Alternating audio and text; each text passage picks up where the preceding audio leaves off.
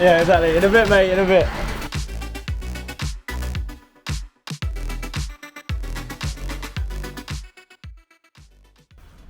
Alright guys, so here's the vehicle. It's a Seat Ibiza in for a Cambelt and water pump replacement. He's long, well overdue for 2 years now. First step is we're gonna have to jack the car up, remove the wheel, remove the wheel arch and the cover on the side as well.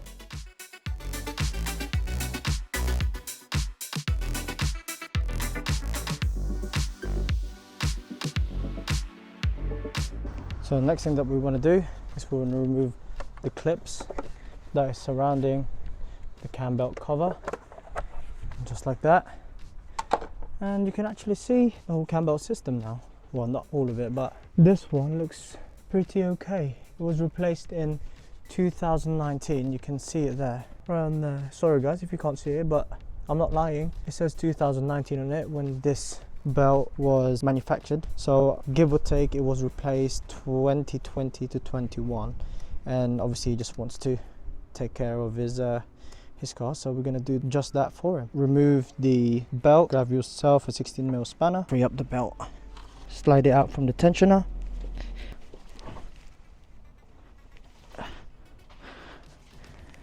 There you have it.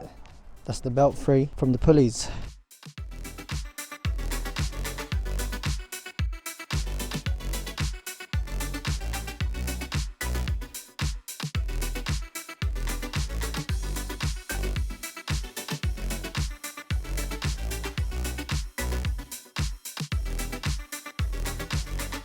Now that we've lowered the engine a tiny bit, what we're going to do, we're going to remove this 21mm 12-sided socket and get the crankshaft fully out.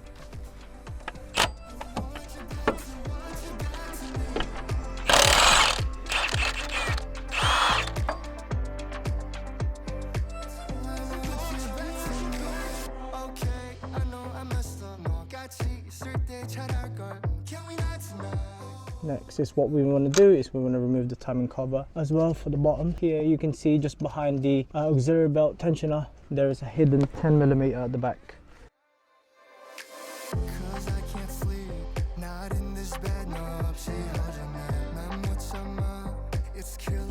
There you go, there she is.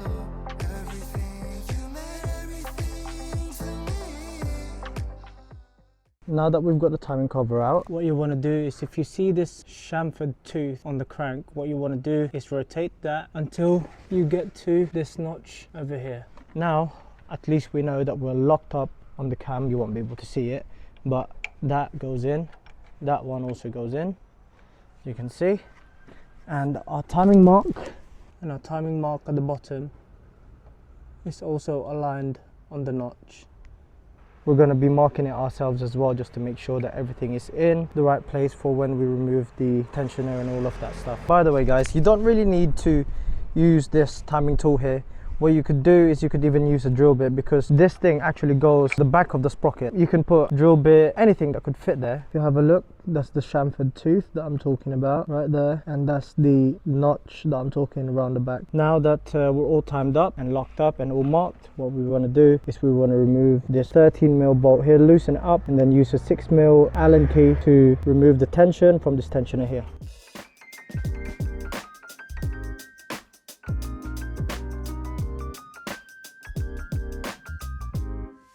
Next thing to do now is to remove the secondary belt holding the cams together. So what we have to do is we have to remove the tension underneath there by removing that tensioner. So we've removed our timing tool, obviously, just to remove that belt. For now, we have to remove the roller, and also we're going to be replacing the water pump as well.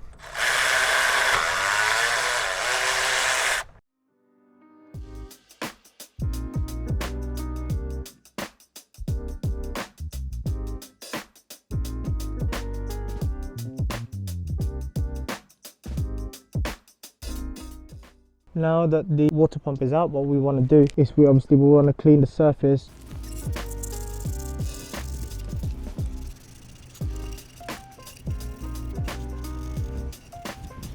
Nice. As you can see, it already comes with the rubber gasket, so there's no need for us to put any extra sealant on it.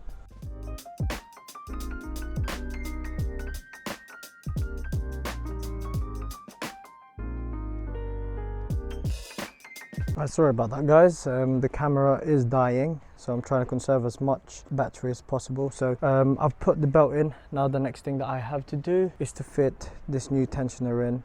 You just have to make sure that this notch over here actually goes at this circle here. I've just fitted the tension under here. You just have to make sure that this pointer here basically goes into this notch, in between this notch. I forgot, we have to fit this tensioner first. Right, okay, so if you can see this bolt right here, this notch should fit right into that bolt, and this notch over here will have to align with this tensioning notch here as well.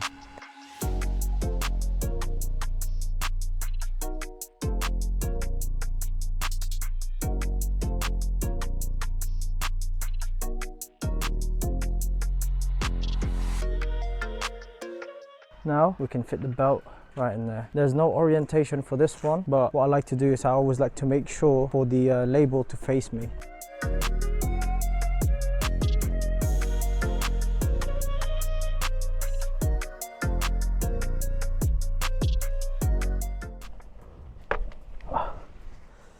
There you go.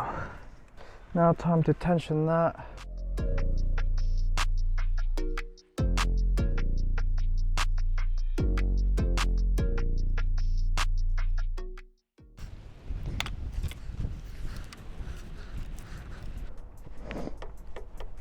Twitchy, twitchy. Check the tensioner. Still good, yes. See if it comes back to its original place or not. Perfect. Right, now time to rotate it twice and make sure that everything lines back up again.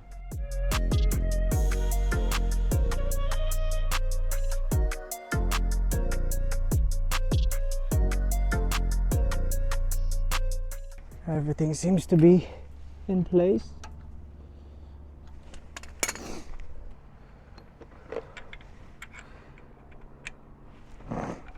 So hey, timing is in M9. Right, so everything is back together now. All that's left to do is to put this upper cover back on. So we've got the mount on, we've got the belt back on, tensioner is there, and the bottom cover is back on as well. Good, I'm happy with it. As you can see, even the old timing marks are all lined up, including the ones at the bottom. Now we're going to put the upper cover and then we're going to start it and bleed it as well. And that is that done on this Seat Ibiza. We are literally just waiting for the inside to heat up so that we know that we are fully bled. Well, I've still got 2 screws to put in anyway. That being said, I have to put it there. All right, so that's us fully done now. What we're gonna do next is to pack everything up and on to the next job. Alright, so I thought I'd give you guys a background story of what's happened to me way back then. I have made a very expensive mistake, let's just say. It was a Ford Focus 2013, I believe. It was the 1.8 Petrol. I can't fully remember the details, but anyway, I was out there to do the Cambelt. I made a mistake of not putting the flywheel locking tool. So as you know, you would have to turn the crankshaft and then until it butts up onto the locking pin, and then you would lock it on the flywheel side by removing the starter motor and fitting that in. Anyway, I fitted all the camber and stuff, everything went smoothly, I thought, and then I was turning the crankshaft and I didn't feel anything, so I thought, okay, all is in time. Turned the engine and then all I heard was tick, tick, tick, tick, and I was like, oh god. And then it wouldn't turn again and there was no compression, and I was like, yeah. That's the mistake that I made. That's why I'm very cautious now when I'm doing Cambelts. I'm always like triple checking, quadruple checking if I can, just to make sure that that event doesn't happen again. What a noob mistake that was. That cost me a £2,500 replacement engine. The customer wanted a new engine. He was like, nah mate, you're not rebuilding that. Yeah, I need a new engine because I can't trust that engine anymore, it might break down on me, I think the profit on that car was only like £200-300, but unfortunately, you know, people do make mistakes. All we have to do is to try and prevent it. We just have to check the work that we're doing and stuff. Anyway, enough of the rant. I will catch you when I get there. Right, so that previous job was a little bit of a fail. They just didn't want us to record. I can only really respect that. But we're all done now anyway, so we're gonna go to, well, I'm gonna go to my barber's, get a fresh trim. This is the plus of being a self-employed, you know, you have control of your own time. So yeah, I'll catch you guys in a minute once I have a fresh trim, and we'll make our way back to Watford then. See you in a bit. Peace. So that is me done for today. I am now heading home. Thank you very much, Maz, for my trim. So I'll see you guys on the next one. Cheers. Bye.